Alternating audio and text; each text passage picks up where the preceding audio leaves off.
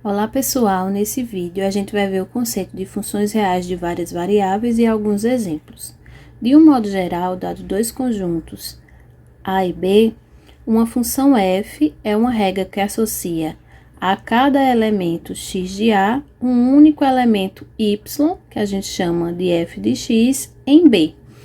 O conjunto A, em geral, a gente chama de domínio da função. E o conjunto B a gente chama de contradomínio de f.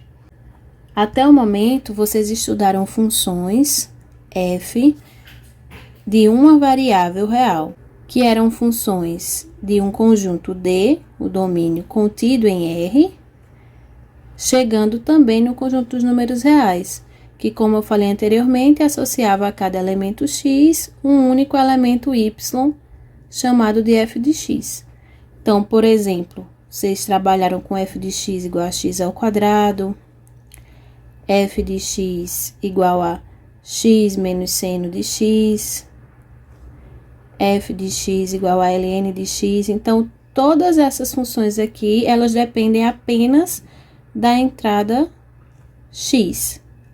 A partir de agora, a gente vai começar a trabalhar com funções de mais variáveis.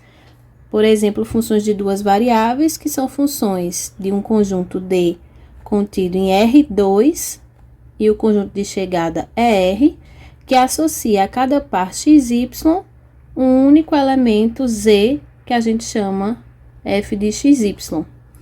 Então, como exemplo, a gente tem f de xy igual a x ao quadrado mais y ao quadrado, f de xy igual a e elevado a xy, f de xy igual a raiz de x menos 2, mais raiz de y menos 1. Podemos ter ainda funções de três variáveis, em que o domínio D está contido em R3, e novamente o conjunto de chegada são os reais. Então, aqui o elemento do R3 vai ser a tripla XYZ e a f de XYZ a gente vai chamar de W.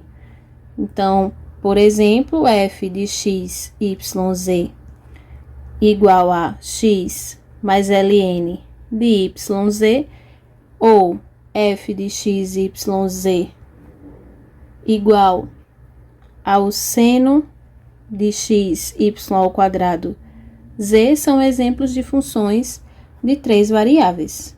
Generalizando, uma função f de n variáveis é uma lei que associa a cada elemento de um conjunto D contido em Rn um único elemento de R.